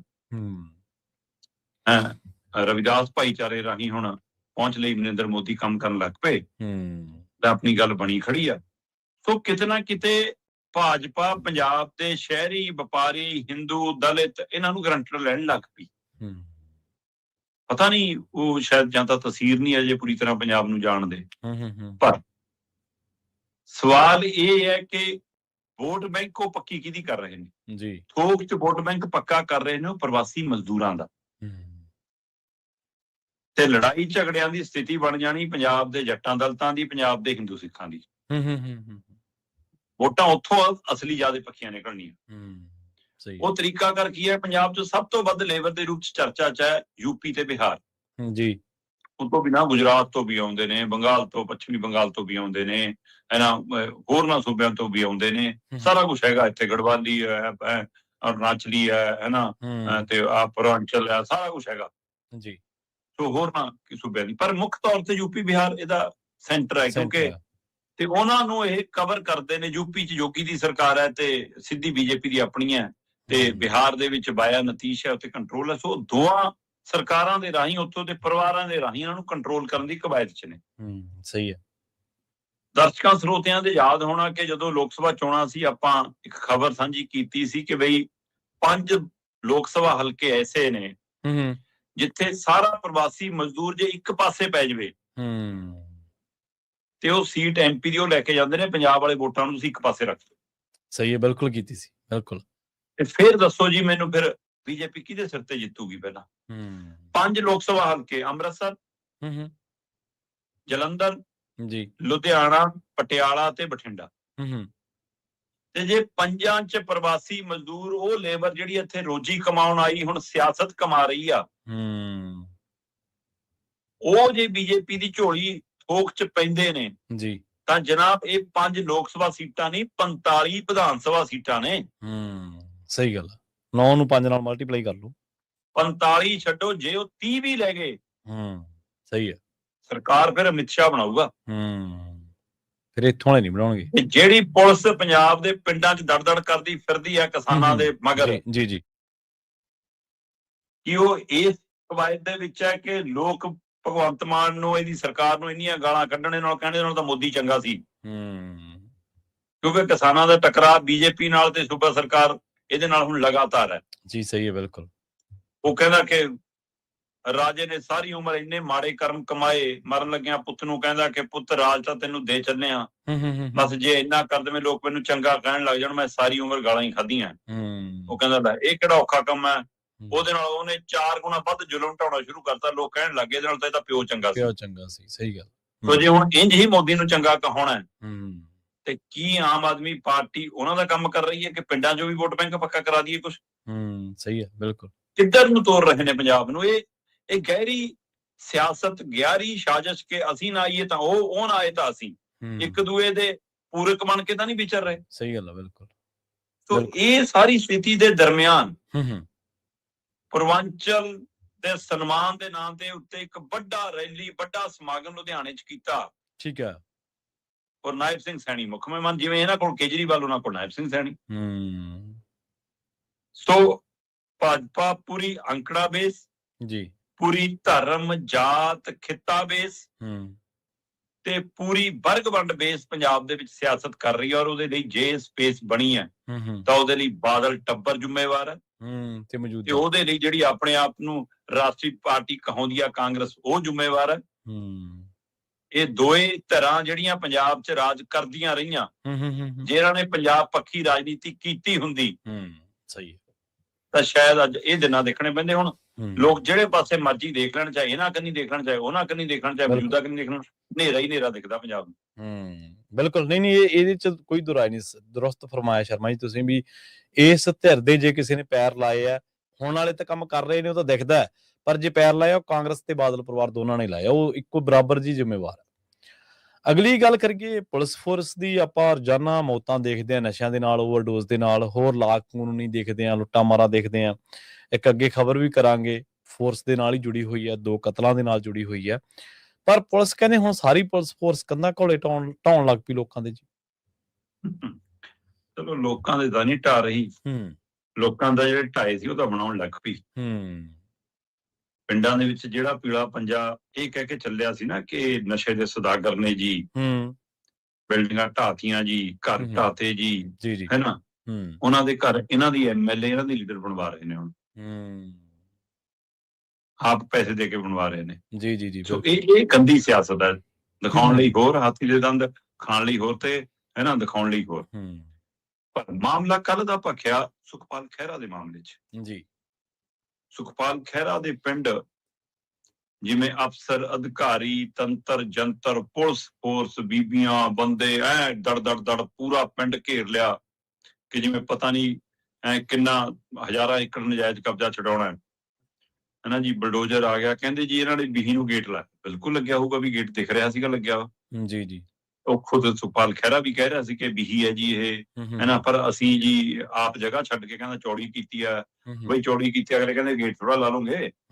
ਉਹ ਕਹਿੰਦੇ ਕੋਈ ਗੱਲ ਨਹੀਂ, ਫਿਰ ਨੋਟਿਸ ਦੇ ਦਿਓ, ਅਸੀਂ ਗੇਟ ਆਪੇ ਲਾ ਦਾਂਗੇ। ਨੋਟਿਸ ਥੋੜਾ ਜਿਹਾ, ਤੁਹਾਨੂੰ ਤਾਂ ਤੁਹਾਡੇ ਆਕਾ ਦੇ ਮੂੰਹ ਜਵਾਨੀ ਹੁਕਮ ਨੇ। ਜੀ ਸਹੀ ਹੈ। ਅਫਸਰ ਅਧਿਕਾਰੀਆਂ ਨੂੰ ਬਾਤ ਨਹੀਂ ਆਈ ਉੱਥੇ। ਜੋ ਮਰਜ਼ੀ ਕਰਨ, ਕਾਨੂੰਨ ਅਨੁਸਾਰ ਕਰ ਰਹੇ ਜੀ, ਕਾਨੂੰਨ ਅਨੁਸਾਰ ਕਰ ਰਹੇ ਆ। ਕਾਨੂੰਨ ਸ਼ਬਦ ਕਹਿ ਕੇ ਵੀ ਦਮ ਨਹੀਂ ਭਰ ਹੋ ਰਿਹਾ ਸੀ। ਸਹੀ ਗੱਲ ਹੈ, ਬਿਲਕੁਲ, ਹੈ ਨਾ। ਤੇ ਫਿਰ ਉਹ ਜਬਰੀ ਕਰਨਾ ਸੀ। ਠੀਕ ਹੈ, ਤੁਹਾਨੂੰ ਟਾਸਕ ਇਹ ਮਿਲਿਆ ਸੀ ਕਿ ਤੁਸੀਂ ਉੱਥੇ ਕੰਧਾਂ ਕੋਲਿਆਂ 'ਚ ਪੀਲਾ ਪੰਜਾ ਮਾਰ ਕੇ ਆਉਣਾ। ਨਹੀਂ, ਪਿੰਡ 'ਚ ਕੀ ਮਜਾਲ ਆ ਕਿ ਥਾਣੇਦਾਰ ਵੀ ਵੜ ਜਾਵੇ ਪੰਚਾਇਤ ਦੀ ਸਹਿਮਤੀ ਤੋਂ ਬਿਨਾਂ। ਪਿੰਡ ਦੀ ਜਾਇਦਾਦ ਦਾ ਜ਼ਿੰਮੇਵਾਰ ਪੰਚਾਇਤ ਆ, ਪੰਚਾਇਤ ਸਰਕਾਰ ਹੈ ਪੂਰਨ। ਤੇ ਜੇ ਕੋਈ ਸ਼ਿਕਾਇਤ ਕਾਰਵਾਈ ਆ, ਬਾਇਆ ਪੰਚਾਇਤ ਹੀ ਹੋਣੀ ਬਣਦੀ ਹੈ। ਪੰਚਾਇਤੀ ਐਕਟ ਦੇ ਤਹਿਤ ਪੜ੍ਹ ਕੇ ਲਿਖ ਕੇ ਆਉਂਦੇ, ਪਰ ਨਹੀਂ। ਅਸਲ 'ਚ ਨਾ ਤਾਂ ਇਹ ਨਜਾਇਜ਼ ਕਬਜ਼ਾ ਛਡਾਉਣ ਦਾ, ਢਾਉਣ ਦਾ ਮਸਲਾ ਸੀ ਜੀ। ਜੇ ਸੱਚਮੁੱਚ ਅਜਿਹਾ ਕਬਜ਼ਾ ਛਡਾਉਣ ਦੀ ਪਿੰਡ ਦੇ ਮਾਮਲੇ ਤੇ ਕਵਾਇਦ ਹੁੰਦੀ ਤਾਂ 12,000 ਤੋਂ ਵੱਧ ਪਿੰਡ ਨੇ, ਹਰ ਪਿੰਡ ਦੇ ਵਿੱਚ 100 ਇਹੋ ਜਿਹੇ ਮਾਮਲੇ ਨਿਕਲਦੇ। ਸਹੀ ਗੱਲ। ਪਿੰਡਾਂ 'ਚ ਤਾਂ ਆਪਣਾ ਸਰਪੰਚ ਪੰਚ ਮੌਜੂਦਾ ਤੇ ਸਾਬਕਾ ਇਸ ਚੱਕਰ 'ਚ ਨਹੀਂ ਬੋਲਦਾ, ਅਗਲਾ ਅੱਧੀ ਵੀਹ ਪੱਟ ਕੇ ਉੱਥੋਂ ਰੈਂਪ ਜਾ ਬਣਾ ਲੈਂਦਾ ਅੰਦਰ ਵੜਨ ਨੂੰ ਗੱਡੀਆਂ ਆਪਣੀ ਟਰੈਕਟਰ ਚੜਨ ਨੂੰ, ਤਾਂ ਨਹੀਂ ਬੋਲਦਾ ਕਿ ਐਕਟੀ ਮੈਂ ਬਣਿਆ ਅਗਲੀ ਵਾਰ ਵੀ ਵੋਟ ਲੈਣੀ ਹੈ, ਜਿਹੜਾ ਇਸ ਵਾਰ ਹਾਰਿਆ ਉਹ ਕਹਿੰਦਾ ਅਗਲੀ ਵਾਰ ਵੀ ਲੈਣੀ ਹੈ, ਬੋਲੋ ਹੀ ਨਾ। ਜੀ ਸਹੀ ਹੈ। ਨਹੀਂ ਤਾਂ ਰੈਂਪ ਅਗਲੇ ਦੇ ਅੰਦਰ ਬਣੇ, ਬਾਹਰ ਕਿਉਂ ਬਣੇ? ਤੇ ਹਰ ਪਿੰਡ ਦੀ ਹਰ ਗਲੀ 'ਚ ਇਹੋ ਜਿਹੇ 2-4 ਘਰ ਮਿਲ ਜਾਣਗੇ ਤੁਹਾਨੂੰ, ਤੇ ਫਿਰ ਆ ਜਾਂਦੇ ਛਡਾਉਣ। ਹੋਰ ਬਹੁਤ ਕੁਝ ਮਿਲੂਗਾ। ਆਮੋ ਸਾਹਮਣੇ ਗਲੀ ਖਤਮ ਹੁੰਦੀ ਆ, 2 ਘਰ ਇਕੱਠੇ ਨੇ ਤਾਂ ਉੱਪਰ ਬੀਹੀ ਤੇ ਲੈਂਟਰ ਪਾ ਲਓ, ਛੱਤੇ ਜੋੜ ਲਓ, ਪੁਲ ਬਣਾ ਲਓ, ਬਹੁਤ ਪਿੰਡਾਂ 'ਚ ਮਿਲ ਜਾਣਗੇ। ਬਿਲਕੁਲ ਕਰ ਲਓ ਫਿਰ। ਸੋ ਇਸ ਲਈ ਇਹ ਸ਼ਰੇਆਮ ਦਿਖਦਾ ਹੈ ਤੁਹਾਡੀ ਰਾਜਨੀਤਿਕ ਬਦਲਾਖੋਰੀ ਹੈ। ਜੀ। ਤੇ ਜੇ ਉੱਥੇ ਵਕੀਲ ਖੜੇ ਨੇ, ਉਹਦੇ ਸਮਰਥਕ ਖੜੇ ਨੇ, ਪੰਚਾਇਤ ਖੜੀ ਹੈ, ਖੁਦ ਮੌਜੂਦਾ MLA ਹੈ, ਅਗਲਾ ਕਹਿੰਦਾ ਨੋਟਿਸ ਦਿਓ ਸਾਨੂੰ 24 ਘੰਟੇ 72 ਘੰਟੇ 12 ਘੰਟੇ 2 ਘੰਟੇ ਦਾ, ਅਸੀਂ ਆਪ ਹਟਾ ਦਿੰਦੇ ਹਾਂ ਗੇਟ। ਪਰ ਤੁਹਾਡਾ ਮਸਲਾ ਗੇਟ ਹਟਵਾਉਣਾ ਥੋੜਾ ਸੀ, ਤੁਹਾਡਾ ਮਸਲਾ ਤਾਂ ਵੀਡੀਓ ਬਣਾ ਕੇ ਖਬਰ ਚਲਾਉਣਾ, ਸੁਖਪਾਲ ਖਹਿਰਾ ਕੇ ਘਰ ਪਰ ਚਲਾ ਬਲਡੋਜ਼ਰ। ਸਹੀ ਗੱਲ। ਇਹ ਖਬਰ ਬਣਾਉਣਾ ਸੀ। ਜੇ ਤਾਂ ਇਹ ਵਰਤਾਰਾ ਹੈ ਕਿ ਪੰਜਾਬ ਦੇ ਲੋਕਾਂ ਨੂੰ ਡਰਾ ਕੇ ਆਪਣੇ ਨਾਲ ਰੱਖਣ ਦੀ ਕਵਾਇਦ ਹੈ, ਸਵਾਲ ਕਰਨ ਵਾਲੇ ਲੋਕਾਂ ਨੂੰ ਡਰਾਉਣ ਦੀ ਕਵਾਇਦ ਹੈ, ਕਿ ਕਿਸਾਨ ਬੋਲਦੇ ਆ ਪੂਰਾ ਪਿੰਡ ਘੇਰ ਕੇ ਡਾਂਗ ਫੇਰੋ, ਕੁੱਟੋ ਵੀ, ਘੜੀਸੋ ਵੀ ਤੇ ਨਾਲ ਵੀ ਲੈ ਜਾਓ, ਲੱਤਾਂ ਵੀ ਰਾੜਾ ਨਾਲ ਤੋੜ ਦੋ, ਹੈਨਾ, ਪੀਲਾ ਪਰਨੇ ਵਾਲਾ ਧੂ ਲਿਆਓ। ਹੁਣ ਪੀਲੇ ਪਰਨੇ ਚੋਂ ਲੋਕ ਪੰਥਕ ਵੀ ਦੇਖਦੇ ਆ, ਲੋਕ ਗ੍ਰਾਹਾਂ ਵੀ ਦੇਖਦੇ ਆ। ਜੀ ਸਹੀ ਹੈ। ਹੈਨਾ, ਤੇ ਪਰ ਕਾਰਵਾਈ ਪੁਲਿਸ ਨੇ ਕੀਤੀ, ਵਧੀਕੀ ਆਪਣੀ ਕੀਤੀ, ਜਬਰ ਜਨਾਹ ਕੀਤਾ ਜੋ ਕੀਤਾ। ਹੁਣ ਉਸ ਮਾਮਲੇ ਦੇ ਪੈਰਲਰ ਜਿਹੜੇ ਲੀਡਰ ਬੋਲਦੇ ਨੇ ਉਹਨਾਂ ਨੂੰ ਵੀ ਡਰਾਇਆ ਜਾ ਰਿਹਾ ਕਿ ਡਰਾਉਣ ਦੀ ਕਵਾਇਦ ਚੋਂ ਹੈ, ਕਿਸਾਨਾਂ ਵਾਲੇ ਮਸਲੇ ਤੋਂ ਧਿਆਨ ਹਟਾਉਣ ਦੀ ਕਵਾਇਦ ਚ ਜੀ, ਜਾਂ ਸੁਖਪਾਲ ਖਹਿਰਾ ਜਿਵੇਂ ਸਰਕਾਰ ਨੂੰ ਘੇਰਦਾ। ਸਹੀ ਹੈ। ਖਾਸ ਕਰਕੇ ਪਿਛਲੇ ਦਿਨੀ ਬੇਟੀ ਦੇ ਸਕੂਲ ਦੇ ਮਾਮਲੇ 'ਚ ਜਿਵੇਂ ਉਹਨਾਂ ਨੇ ਮੁੱਖ ਮੰਤਰੀ ਨੂੰ ਸਵਾਲ ਕੀਤਾ, ਜਦੋਂ ਕਿ ਮੈਂ ਉਹ ਸਾਰਾ ਪੜ੍ਹ ਸੁਣ ਰਿਹਾ ਸੀਗਾ, ਬੱਚੀ ਵਾਸਤੇ ਕੋਈ ਟਿੱਪਣੀ ਨਹੀਂ ਕੀਤੀ ਉਹਨਾਂ ਨੇ। ਉਹਨਾਂ ਨੇ ਸਿਰਫ ਸਵਾਲ ਕੀਤਾ ਮੁੱਖ ਮੰਤਰੀ ਭਗਵੰਤ ਮਾਨ ਨੂੰ ਕਿ ਸਾਡੇ ਮਾਂ-ਪਿਓ ਇੰਨੇ ਸਮਰੱਥ ਸੀ, ਉਹਨਾਂ ਨੇ ਸਾਨੂੰ ਬੜੇ ਸਕੂਲਾਂ 'ਚ ਪੜ੍ਹਾ ਲਿਆ, ਤੇ ਤੂੰ ਭੰਡਦਾ ਰਹਿੰਦਾ ਸੀ ਸਾਨੂੰ। ਹੁਣ ਤੂੰ ਜੇ ਸਮਰੱਥ ਹੋ ਗਿਆ, ਤੂੰ ਤਾਂ ਹੀ ਪੜ੍ਹਾ ਰਿਹਾ ਨਾ ਆਪਣੇ ਜਵਾਕ ਨੂੰ, ਮਹਿੰਗੇ ਸਕੂਲ 'ਚ ਕਿਉਂ ਪੜ੍ਹਾਇਆ, ਹੁਣ ਸਰਕਾਰੀ 'ਚ ਪੜ੍ਹਾ। ਇਹੀ ਸਵਾਲ ਸੀ ਨਾ। ਜੀ। ਤੇ ਕੀ ਇਹ ਸਵਾਲ ਦੀ ਕਿਹੜਾ ਜੀ ਇਹ, ਜਾਂ ਸਮੁੱਚੇ ਇੱਕ ਕਾਂ ਟੰਗਣ ਦੀ ਕਵਾਇਦ ਹੈ ਕਿ ਮੈਂ ਖਹਿਰੇ ਵਰਗੇ ਨੂੰ ਨਹੀਂ ਬਖਸ਼ਦਾ, ਤੁਸੀਂ ਕੌਣ ਹੋ ਬੋਲਦੇ ਹੋ। ਜੀ ਸਹੀ ਹੈ। ਠੀਕ ਹੈ, ਢਾ ਲੋਗੇ 100 500 1000 ਲੋਕਾਂ ਦੇ ਕੋਲੇ ਢਾ ਦੋਗੇ, ਘਰ ਢਾ ਦੋਗੇ, ਕੀ ਹੋ ਜਾਊਗਾ। ਪਰ ਯਾਦ ਰੱਖਿਓ, ਔਰੰਗਜ਼ੇਬ, ਅੰਗਰੇਜ਼, ਇੰਦਰਾ ਕੋਈ ਰਿਹਾ ਨਹੀਂ, ਸਾਰੇ ਤੁਰ ਗਏ ਇੱਥੋਂ। ਫਿਰ ਹੱਥ ਬਾਹਰ ਕੱਢ ਕੇ ਜਾਂਦੇ ਨੇ ਕਈ ਤਾਂ, ਕਿ ਹਾਂ ਦੇਖੋ ਜੀ, ਔਰ ਖੁਦੇ ਸ਼ੇਰ ਸੁਣਾਉਂਦੇ ਹੁੰਦੇ ਨੇ ਮੁੱਖ ਮੰਤਰੀ ਸਾਹਿਬ ਕਿ ਕਫਨ ਕੇ ਜੇਬ ਨਹੀਂ ਹੋਤੀ, ਆਪ ਹੀ ਗੱਲਾਂ ਸੁਣਾਉਂਦੇ। ਯਾਦ ਰੱਖਿਓ, ਇੱਥੇ ਕੋਈ ਪੱਕਾ ਘਰ ਨਹੀਂ ਪਾਉਣ ਆਇਆ। ਬਿਲਕੁਲ। ਸੋ ਇਸ ਲਈ ਪਤਾ ਨਹੀਂ ਇਹ ਕੁਰਸੀ 'ਚ ਜਿਹਾ ਕੀ ਆ ਕਿ ਇੱਥੇ ਬੈਠ ਕੇ ਸਾਰੇ ਹੱਕ ਹਕੂਕ ਲੋਕਾਂ ਦੇ ਤੁਸੀਂ ਭੁੱਲ ਜਾਂਦੇ ਹੋ। ਜੀ ਹੈਨਾ, ਤੇ ਤੁਹਾਡੀ ਬਦਲਾਖੋਰੀ ਦੀ ਅੱਗ ਹੋਰ ਤੇਜ਼ ਮਚਣ ਲੱਗਦੀ ਆ। ਇਹ ਬਦਲਾਖੋਰੀ ਦੀ ਅੱਗ, ਔਰ ਇਹਦੇ ਨਾਲ ਮੈਨੂੰ ਨਹੀਂ ਪਤਾ ਕਿ ਮਤਲਬ ਕਾਨੂੰਨੀ ਤੌਰ ਦੇ ਉੱਤੇ ਅਦਾਲਤ ਦੇ ਵਿੱਚ ਕੌਣ ਸਹੀ ਸਾਬਤ ਹੋਊਗਾ, ਪਰ ਮੈਨੂੰ ਇਹ ਪਤਾ ਰਾਜਨੀਤਿਕ ਤੌਰ ਤੇ ਸੁਖਪਾਲ ਖਹਿਰਾ ਨੂੰ ਬੜਾ ਕਰ ਲਿਆ ਸਰਕਾਰ। ਸਹੀ ਗੱਲ ਆ, ਬਿਲਕੁਲ। ਜਦੋਂ ਬੇਲੋੜੀਆਂ ਰਾਜਨੀਤਿਕ ਬਦਲਾਖੋਰੀਆਂ ਦਿਖਾਈ ਜਾਣੀਆਂ ਲੋਕਾਂ ਨੂੰ ਜੀ, ਉਹ ਜਿਹੜੇ ਨਾਟਕ, ਉਹ ਸਾਰਾ ਕੁਝ ਢੋਂਗ ਰਚੀ ਰੱਖਣਾ, ਫਿਰ ਲੋਕਾਂ ਦੇ ਵਿੱਚ ਆਪੇ ਲੀਡਰ ਵੱਡੇ ਹੋ ਜਾਂਦੇ ਨੇ। ਤੇ ਅਗਲੀ ਗੱਲ ਕਰੀਏ, ਹਥਿਆਰਬੰਦ ਫੋਰਸ ਵੀ ਕਹਿੰਦੇ ਜੇ ਸੁਰੱਖਿਅਤ ਨਹੀਂ ਸ਼ਰਮਾ ਜੀ, ਤੇ ਫਿਰ ਨਿਹੱਥੇ ਕੀ ਕਰਨਗੇ ਜੀ, ਉਹਨਾਂ ਦਾ ਕੀ ਹਾਲ ਹੋਊਗਾ। ਗੁਰਦਾਸਪੁਰ ਖੇਤਰ ਦੇ ਵਿੱਚ, ਸਰਹੱਦੀ ਖੇਤਰ ਦੀ ਚੌਂਕੀ ਦੇ ਅੰਦਰ ਜੀ ਬੈਠੇ ਐਸਆਈ ਨੂੰ ਤੇ ਲੰਮੇ ਪਏ ਹੋਮਗਾਰਡ ਨੂੰ ਕੋਈ ਲਾਸ਼ਾਂ 'ਚ ਬਦਲ ਗਿਆ। ਤੇ ਸੁਖਜਿੰਦਰ ਰੰਧਾਵਾ ਦੇ ਕਹਿਣ ਅਨੁਸਾਰ ਕਹਿੰਦੇ ਜੋ ਸਥਾਨਕ ਬੰਦਿਆਂ ਨੇ ਨਾ ਦੇਖਿਆ ਬਾਖਿਆ ਹੁੰਦਾ, ਇਹਨਾਂ ਨੇ ਤਾਂ ਸੁਸਾਈਡ ਬਣਾ ਦੇਣਾ ਸੀ, ਇਹਨਾਂ ਨੇ ਤਾਂ ਆਪਸ 'ਚ ਕਹਿ ਦੇਣਾ ਸੀ ਇੱਕ ਦੂਜੇ ਨੇ ਮਾਰਤਾ ਜਾਂ ਕਰਤਾ। ਜੀ। ਫਿਰ ਹੁਣ ਇਹ ਤਾਲੀਬਾਨੀ ਕਨੈਕਸ਼ਨ ਜੋੜੀ ਜਾਂਦੇ ਨੇ। ਮੈਂ ਕਹਿੰਦਾ ਕੋਈ ਕਨੈਕਸ਼ਨ ਜੁੜੇ ਜੀ, ਤਾਲੀਬਾਨੀ ਜੋੜੋ, ਗੈਂਗਸਟਰਵਾਦ ਦਾ ਜੋੜੋ, ਅੱਤਵਾਦ ਦਾ ਜੋੜੋ, ਬਦਲਾਖੋਰੀ ਦਾ ਜੋੜੋ, ਜ਼ਿਆਦਾ ਮਰਜ਼ੀ ਜੋੜੋ। ਸਵਾਲ ਇਹ ਹੈ ਕਿ ਉਹ ਸੁਰੱਖਿਆ ਚੌਂਕੀ 'ਚ ਸੀਗੇ। ਸਹੀ ਗੱਲ, ਬਿਲਕੁਲ। ਤੈਨਾਤ ਮੁਲਾਜ਼ਮ ਸੀਗੇ, ਹਥਿਆਰਬੰਦ ਫੋਰਸ ਸੀਗੀ, ਹਥਿਆਰ ਚਲਾਉਣੇ ਵੀ ਜਾਣਦੇ ਸੀ, ਹਥਿਆਰ ਸੀਗੇ ਵੀ। ਤੇ ਜੇ ਉਹ ਆਪਣੇ ਘਰ 'ਚ, ਆਪਣੇ ਸਥਾਨ 'ਚ, ਆਪਣੇ ਦਾਇਰੇ 'ਚ ਸੁਰੱਖਿਅਤ ਨਹੀਂ ਹੈਗੇ, ਤਾਂ ਆਮ ਜਨਤਾ, ਆਮ ਲੋਕ, ਨਿਹੱਥੇ ਲੋਕ ਕਿੱਥੇ ਸੁਰੱਖਿਅਤ ਨੇ? ਸਰਕਾਰ ਹੀ ਤਾਂ ਜਵਾਬ ਦੇ ਦੇਵੇ। ਜੀ ਬਿਲਕੁਲ। ਤੁਸੀਂ ਤਾਂ ਮੁਰਗੀਖਾਨਾ ਖੋਲ ਲਓ। ਹੂੰ ਤੁਹਾਡੇ ਕੋਲ ਤਾਂ 32 35 40 ਗੱਡੀਆਂ ਦਾ ਕਾਫਲਾ ਚੱਲਦਾ। ਹੂੰ ਸਾਡੀ ਮਾਤਾ ਨਾਲ ਵੀ ਚੱਲਦਾ, ਸਾਡੀ ਭੈਣ ਨਾਲ ਵੀ ਚੱਲਦਾ, ਸਾਡੀ ਭਾਬੀ ਨਾਲ ਵੀ ਚੱਲਦਾ, ਜੀ ਸਾਰਿਆਂ ਨਾਲ ਚੱਲਦਾ ਉਹਨਾਂ ਨਾਲ। ਹੂੰ ਆਮ ਜਨਤਾ ਕੀ ਕਰੇ? ਹੂੰ ਆਮ ਲੋਕਾਂ ਕੋਲ ਕਿਹੜੀ ਸੁਰੱਖਿਆ?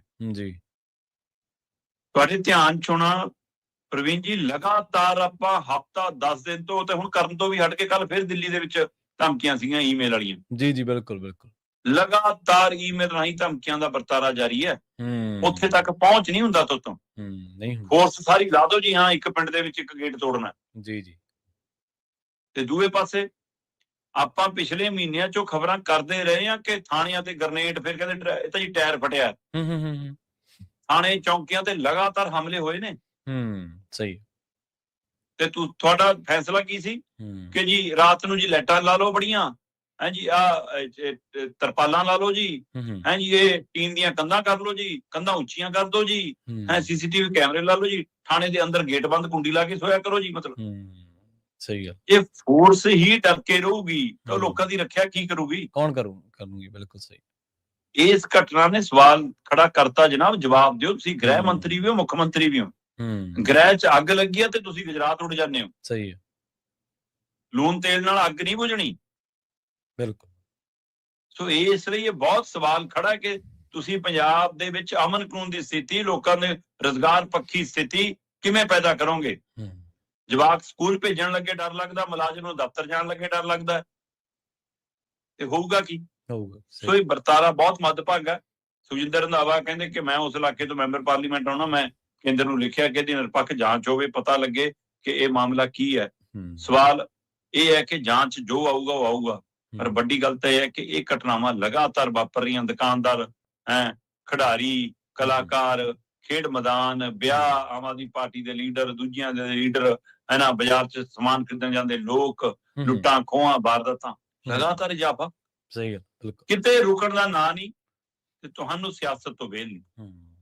ਬਿਲਕੁਲ। ਇਕੱਲੇ ਐਲਾਨ ਕੀ ਕਰਨਗੇ ਮੁੱਖ ਮੰਤਰੀ ਦਾ, ਜਾਂ ਜਿਹੜੇ ਕੰਟਰੋਲਰ ਨੇ ਉਹਨਾਂ ਦੇ ਫਰਜ਼ ਹੋਰ ਵੀ ਤਾਂ ਬਣਦੇ ਨੇ। ਇਕੱਲਾ ਵੋਟਾਂ ਲੈਣ ਦੇ ਲਈ ਐਲਾਨ ਕਰਨਾ ਥੋੜ੍ਹਾ ਰਾਜ ਸਰਕਾਰ ਚਲਾਉਣਾ ਹੁੰਦਾ। ਅਗਲੀ ਗੱਲ ਕਰੀਏ ਜਾਂਦੇ ਜਾਂਦੇ ਪੰਥਕ ਮਾਮਲੇ ਦੀ। ਗਿਆਨੀ ਰਘਬੀਰ ਸਿੰਘ ਜੀ ਨੇ ਧਾਮੀ ਸਾਹਿਬ ਨੂੰ ਹੀ 72 ਘੰਟਿਆਂ ਦਾ ਨੋਟਿਸ ਦੇ ਦਿੱਤਾ ਜੀ ਉਲਟਾ। ਪ੍ਰਵੀਨ ਜੀ, ਬਹੁਤ ਹੇਠਲੇ ਪੱਧਰ ਦੀ ਪੰਥਕ ਸਿਆਸਤ ਸਾਨੂੰ ਦੇਖਣ ਨੂੰ ਰੁਝਾ ਰਹੀ ਹੈ, ਜਿਹੜੀ ਦੁੱਖ ਦਿੰਦੀ ਹੈ ਕਿ ਅਸੀਂ ਉਹਨਾਂ ਸੰਸਥਾਵਾਂ ਦਾ ਮਿਆਰ, ਉਹਨਾਂ ਸੰਸਥਾਵਾਂ ਦਾ ਰੁਤਬਾ ਕਿੱਥੇ ਲੈ, ਹੈ ਨਾ, ਜਿਨ੍ਹਾਂ ਦਾ ਸ਼ਾਨਾਮਤੀ ਇਤਿਹਾਸ ਰਿਹਾ, ਉਹਨਾਂ ਨੂੰ ਕਿਸ ਤਰ੍ਹਾਂ ਰੋਲ ਰਹੇ ਆ। ਸਹੀ, ਇਹ ਪੀੜਦਾਇਕ ਹੈ। ਸਿਰਫ ਇਹ ਸਾਰਾ ਵਰਤਾਰਾ ਸਿਆਸਤ ਲਈ ਹੈ। ਸਿਆਸੀ ਧਿਰਾਂ ਨੂੰ ਕੋਈ ਖੁਸ਼ ਕਰਨ ਲਈ ਹੈ। ਆਪਾਂ ਪਹਿਲਾਂ ਵੀ ਗੱਲ ਕਰ ਰਹੇ ਸੀ ਵੀ ਕਿ ਗਿਆਨੀ ਰਘਬੀਰ ਸਿੰਘ ਕਹਿੰਦੇ ਜੀ ਸਾਡੇ ਤੇ ਦਬਾਅ ਬਣਾ ਰਹੇ ਸੀ ਕਿ RSS ਦਾ ਨਾਂ ਲੈ ਦਿਓ ਜੀ, 2 ਦਸੰਬਰ ਦੇ ਫੈਸਲੇ ਉਹਨਾਂ ਨੇ ਕਰਾਏ। ਤੇ ਲੋਕ ਅੱਜ ਵੀ ਪੁੱਛ ਰਹੇ ਜੀ ਅੱਜ ਵੀ ਕਿਸ ਦਾ ਨਾਂ ਲਈ ਦੋ, ਫਿਰ ਅੱਜ ਕੌਣ ਕਰਾ ਰਿਹਾ ਤੋਤੋਂ ਇਹ ਸਾਰੇ ਕੰਮ? ਸਹੀ ਹੈ ਨਾ। ਤੇ ਉਧਰ ਧਾਮੀ ਸਾਹਿਬ ਬਾਰੇ ਵੀ ਆਪਾਂ ਗੱਲ ਕਰਦੇ ਕਿ ਧਾਮੀ ਸਾਹਿਬ ਤਾਂ ਕਹਿੰਦੇ ਮੈਂ ਤਾਂ ਸੁਖਬੀਰ ਦਾ ਸਿਪਾਹੀ ਹਾਂ, ਮੈਂ ਗੁਰੂ ਦਾ ਸਿਪਾਹੀ ਥੋੜਾ। ਇਹਦਾ ਮਤਲਬ ਸਹੀ ਗੱਲ, ਇਹਦਾ ਕਹਿਣ ਤੋਂ ਭਾਵ ਤਾਂ ਇਹੀ ਹੈ ਨਾ ਕਿ ਮੈਂ ਤਾਂ ਫਿਰ ਸੁਖਬੀਰ ਦਾ ਸਿਪਾਹੀ ਹਾਂ ਬਾਈ।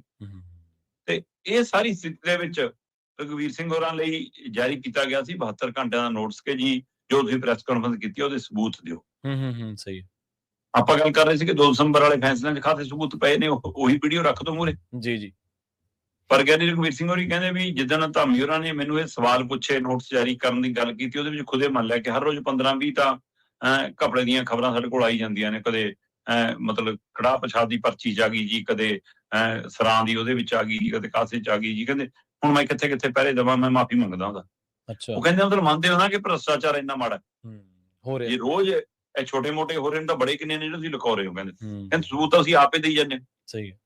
ਤੇ ਰਹੀ ਗੱਲ, ਉਹ ਕਹਿੰਦੇ ਕਿ ਮੈਂ ਜਿਹੜੇ ਸਵਾਲ ਕੀਤੇ ਨੇ ਉਹਦੇ ਜਵਾਬ ਤੁਸੀਂ 72 ਘੰਟਿਆਂ 'ਚ ਦਿਓ। ਤੇ ਜੇ ਨਹੀਂ ਦੇ ਹੁੰਦੇ ਫਿਰ ਮੈਂ ਸੰਗਤ ਦੇ ਮੂਹਰੇ ਰੱਖੂੰਗਾ ਸਾਰੇ ਜਵਾਬ। ਇਹਦਾ ਮਤਲਬ ਤਿਆਰ ਨੇ ਜੀ। ਹੁਣ ਮੈਂ ਕਹਿੰਦਾ ਉਹ ਜਵਾਬ ਦੇ ਦੇਣਗੇ, ਇਹ ਫਿਰ ਸਵਾਲ ਕਰ ਦੇਣਗੇ, ਇਹ ਟਕਰਾਅ ਚੋਂ ਨਿਕਲੂਗਾ ਕੀ? ਇਹ ਦੱਸ। ਜੇ ਤਾਂ ਕੌਮ ਦਾ, ਪੰਥ ਦਾ, ਹੈ ਨਾ, ਕੁਛ ਭਲਾ ਹੁੰਦਾ, ਖੇਤਰੀ ਪਾਰਟੀ ਇਹਦੇ ਨਾਲ ਮਜ਼ਬੂਤ ਹੁੰਦੀ ਹੈ, ਫਿਰ ਤਾਂ ਰੋਜ਼ ਲੜੋ। ਲੜਾਈ ਤਾਂ ਸੁਖਬੀਰ ਨੂੰ ਮਜ਼ਬੂਤ ਕਰਨ ਦੀ ਉਹ ਹੈ। ਜੋਰਜ ਮਾਈਸ ਤਾਂ ਸੁਖਬੀਰ ਲਈ ਉਹ ਹੈ ਨਾ ਜੀ। ਸੋ ਇਸ ਲਈ ਇਹ ਟਕਰਾਅ ਚਿੰਤਾਜਨਕ ਹੈ, ਔਰ ਇਸ ਟਕਰਾਅ ਦੇ ਵਿੱਚ ਅੱਧਾ ਹੁੰਦਾ ਹੀ ਦਿਖ ਰਿਹਾ। ਕਹਿੰਦੇ ਜੀ ਜਥੇਦਾਰ ਸਾਹਿਬ ਕੋਲ ਵੀ ਸ਼ਿਕਾਇਤ ਗਈ ਹੋਈ ਹੈ ਜੀ। ਉਹਨਾਂ ਨੇ ਫੈਸਲਾ ਜੇ ਪੈਂਡਿੰਗ ਰੱਖਿਆ ਜੀ, ਐਪਲੀਕੇਸ਼ਨ ਉਹਨਾਂ ਕੋਲ ਵੀ ਆ ਗਈ ਸਾਰੇ ਮਾਮਲੇ ਦੀ। ਹੈਨਾ? ਹੂੰ, ਤੇ ਦੇਖਦੇ ਹਾਂ ਜੀ ਉਹਨਾਂ ਦੀ ਕਚਹਿਰੀ ਕਦੋਂ ਲੱਗਦੀ ਹੈ। ਤੇ ਇਹ ਮਾਮਲਾ ਕਿਉਂਕਿ ਲੱਗ ਰਿਹਾ ਕਿ ਗਿਆਨੀ ਰਘੁਵੀਰ ਸਿੰਘ ਨੂੰ ਜਵਾਬ ਦੇਣ ਦੀ ਬਜਾਏ ਹੂੰ, ਹੂੰ, ਹੂੰ, 72 ਘੰਟਿਆਂ ਦਾ ਅਲਟੀਮੇਟਮ ਮੁੱਕ ਗਿਆ। ਹੂੰ। ਤੇ ਹੁਣ ਜਿਹੜੀ ਅਗਲੀ ਬੈਠਕ ਹੋਊਗੀ ਐਸਜੀਪੀਸੀ, ਉਹਦੇ ਵਿੱਚ ਗਿਆਨੀ ਰਘੁਵੀਰ ਸਿੰਘ ਨੂੰ ਤੋਰਨ ਦਾ ਜੀ, ਫੈਸਲਾ ਹੋਇਆ ਹੋਇਆ, ਮਤਲਬ ਉਹਨੂੰ ਅਮਲੀ ਜਾਮਾ ਅਮਲੀ ਪਹਿਨਾਉਣਾ ਜਾਮਾ ਸੀਗਾ। ਪਹਿਨਾਇਆ ਜਾਊਗਾ, ਬਿਲਕੁਲ। ਇਹਨਾਂ ਬਸ਼ਰਤੇ ਬੈਕਡੋਰ ਜਿਹੜੇ ਸਮਝੌਤੇ ਦੀ ਕਵਾਇਦ ਚੱਲ ਰਹੀ ਹੈ ਉਹ ਨਾ ਹੋ ਜਾਵੇ। ਜੀ। ਇਹਨਾਂ ਸਾਰੇ ਵਰਤਾਰਿਆਂ ਦਾ ਇੱਕ ਹੋਰ ਜਿਹੜਾ ਮਾੜਾ ਪ੍ਰਭਾਵ ਆ ਉਹ ਇਹ ਪਿਆ ਕਿ ਕਿੱਥੇ ਤਾਂ ਲੋਕਾਂ ਨੇ ਪੰਥਕ ਮਾਮਲਿਆਂ ਦੇ ਵਿੱਚ ਹੋਰ ਜ਼ਿਆਦਾ ਦਿਲਚਸਪੀ ਲੈਣੀ ਸੀ, ਜੇ ਉਹਨਾਂ ਦੇ ਵਿੱਚ ਟਰਾਂਸਪੇਰੈਂਸੀ ਹੁੰਦੀ, ਉਹਨਾਂ ਦੇ ਵਿੱਚ ਪਾਰਦਰਸ਼ਤਾ ਹੁੰਦੀ, ਉਹਨਾਂ ਦੇ ਵਿੱਚ ਉਲਾਰਵਾਦ ਨਾ ਹੁੰਦਾ, ਉਹਨਾਂ ਦੇ ਵਿੱਚ ਇੱਕ ਪਰਿਵਾਰਵਾਦ ਨਾ ਹੁੰਦਾ, ਕਿੱਥੇ ਤਾਂ ਉਹਨਾਂ ਨੇ ਹੋਰ ਵਿੱਚ ਵੜ ਕੇ ਇਹਦੇ ਵਿੱਚ ਦਿਲਚਸਪੀ ਲੈ ਕੇ ਤੇ ਇਹਨੂੰ ਹੋਰ ਚੰਗਿਆ ਕਰਨਾ ਸੀ। ਕਿੱਥੇ ਲੋਕ ਜਿਹੜਾ ਕੁਝ ਵਾਪਰ ਰਿਹਾ ਉਹਨੂੰ ਕੰਟਰੋਲ ਕਰਨ ਦੀ ਥਾਂ ਤੇ ਉਹਦੇ ਤੇ ਸਵਾਲ ਕਰਨ ਦੀ ਥਾਂ ਤੇ ਟਾਲ ਵੱਟਣ ਲੱਗ ਪਏ ਨੇ ਵੀ ਇਹਨਾਂ ਦਾ ਤਾਂ ਨਿੱਤ ਦਾ ਹੀ ਕੰਮ ਹੈ। ਸੋ ਇਹ ਵਰਤਾਰਾ ਹੋਰ ਵੀ ਨਿਰਾਸ਼ਾਜਨਕ ਹੈ। ਇਹ ਚੀਜ਼ਾਂ ਜਿਹੜੀਆਂ ਨੇ ਉਹ ਜੇ ਸਿਸਟਮ ਨੂੰ ਦਰੁਸਤੀ ਕਰਨ ਵਾਲੇ ਪਾਸੇ ਲਿਜਾਣ ਦੀ ਲੋੜ ਆ ਤਾਂ ਇਹ ਤਾਂ ਸਗੋਂ ਹੋਰ ਵੀ ਉਹਨੂੰ ਮਾੜੇ ਪ੍ਰਭਾਵ ਦੇ ਵਿੱਚ ਲੋਕਾਂ ਦੀ ਯਾਦਾਸ਼ਤ ਦੇ ਵਿੱਚੋਂ ਕੱਢਣ ਦਾ ਕੰਮ ਕਰਦੀਆਂ ਨੇ, ਲੋਕਾਂ ਦੇ ਉਹਨਾਂ ਦੀ ਗੱਲਾਂ ਬਾਤਾਂ ਦੇ ਵਿੱਚੋਂ ਕੱਢਣ ਦਾ ਕੰਮ ਕਰਦੇ ਨੇ। ਸੋ ਇਹ ਘਟਨਾਕ੍ਰਮ ਪੂਰਾ ਹੀ ਘਟਨਾਕ੍ਰਮ ਜਿਹੜਾ ਨਿਰਾਸ਼ਾਜਨਕ ਹੈ ਸ਼ਰਮਾ ਜੀ। ਤੇ ਸਮਾਂ ਇਜਾਜ਼ਤ ਨਹੀਂ ਦਿੰਦਾ ਸ਼ਰਮਾ ਜੀ। ਇਹਨਾਂ ਖਾਸ ਖਬਰਾਂ ਤੇ ਖਾਸ ਜਾਣਕਾਰੀਆਂ ਦੇ ਲਈ ਤੁਹਾਡਾ ਬਹੁਤ ਬਹੁਤ ਧੰਨਵਾਦ। ਸਤਿ ਸ਼੍ਰੀ ਅਕਾਲ ਜੀ। ਸਤਿ ਸ਼੍ਰੀ ਅਕਾਲ ਜੀ। ਪ੍ਰੋਗਰਾਮ ਖਬਰ ਤੇ ਨਜ਼ਰ ਨੂੰ ਆਪਾਂ ਇੱਥੇ ਸਮਾਪਤ ਕਰਾਂਗੇ। ਤੁਹਾਡਾ ਸਾਰਿਆਂ ਦਾ ਵੀ ਬਹੁਤ ਧੰਨਵਾਦ। ਸਤਿ ਸ਼੍ਰੀ ਅਕਾਲ। ਇਸੇ ਤਰ੍ਹਾਂ ਜੁੜੇ ਰਹੋ ਪੰਜਾਬੀ ਰੇਡੀਓ USA ਦੇ ਨਾਲ।